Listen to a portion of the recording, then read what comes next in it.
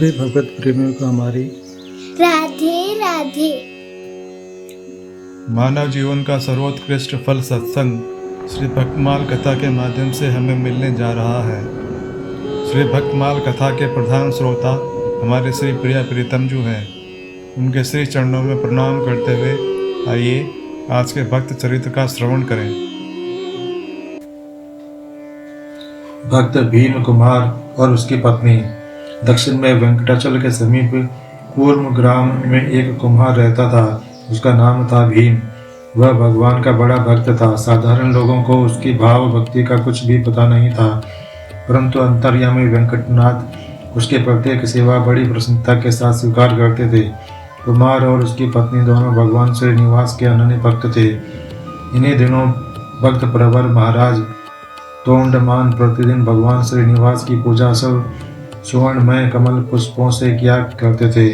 एक दिन उन्होंने देखा भगवान के ऊपर मिट्टी के बने हुए कमल तथा तुलसी पुष्प चढ़े हुए हैं।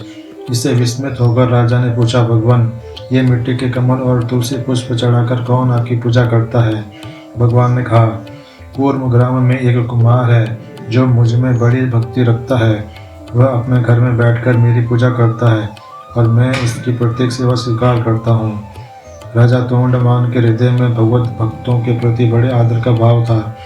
वे उस भक्त शिरोमणि कुमार का दर्शन करने के लिए स्वयं उसके घर पर गए।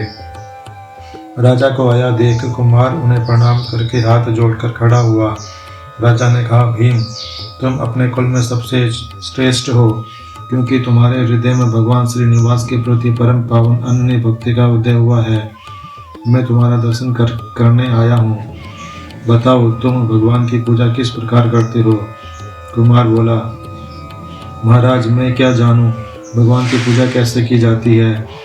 भला आपसे किसने कह दिया कि कुमार पूजा करता है? राजा ने कहा, स्वयं भगवान श्रीनिवास ने तुम्हारे पूजन की बात बताई है।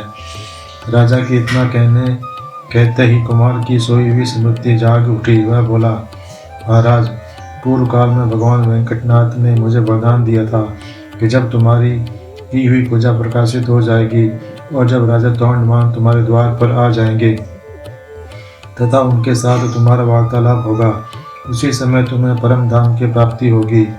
उसकी यह बात पूर्ण होते ही आकाश से एक दिव्य विमान उतर आया। उसके ऊपर साक्षात भगवान विष्णु विराजमान थे।